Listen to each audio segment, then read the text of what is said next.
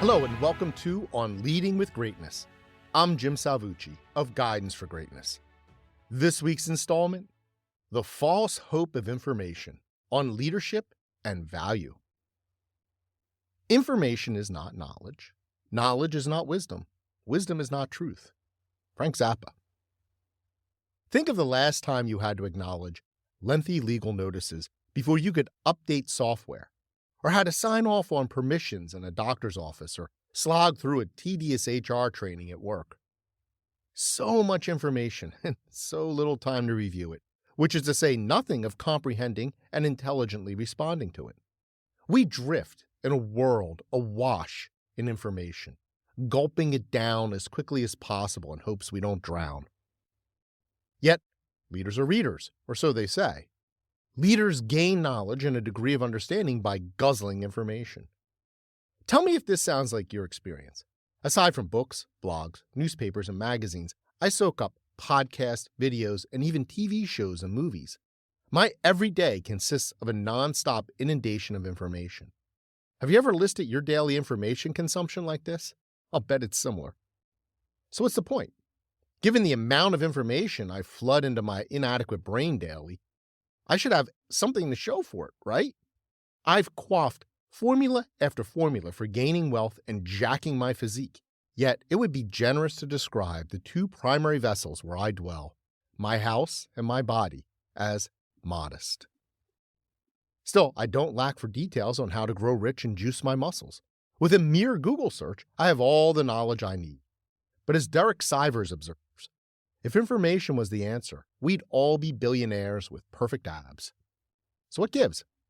Imbibing all this information without action is nothing more than an empty academic exercise, and choosing to act requires resources, opportunity, and consistent motivation, not just information.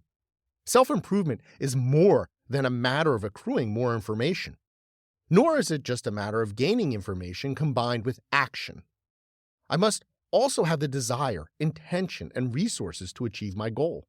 In short, I must choose to pursue a goal, which seems obvious. What is obviously not obvious is that the goal I choose to pursue must align with my values, my personality, my experiences, my normal behaviors, and my desires. In other words, my character. Yet, so many of us set our aspirations based on what we think we're supposed to aspire to, what others tell us we must aspire to, or simply what others aspire to themselves. In so doing, we're not true to ourselves. We all do this, myself included. We all allow our aspirations to get diluted by influences outside ourselves. This dilution leads to discontent. Think about it. How many people do you know who finally achieve their goals and yet seem dissatisfied or even forlorn? What? They proceed to reset their desires, moving the goalpost a little further down the field. Perhaps they had first set their sights on a big house in a good neighborhood. Once there, though, they found themselves longing for a bigger house in a better neighborhood. Call the realtor. I think this compulsion is why we have centimillionaires and billionaires to begin with. There must come a point where the fortune, prestige, and power don't really matter. What's a few hundred million, give or take? Which is not to cast aspersion on the super wealthy. I'm sure they have their fun. But would you really want to dwell among their ranks? Really? It's not sour grapes to say no. As an object lesson on this point, take one of my favorite philosophers, Marcus Aurelius.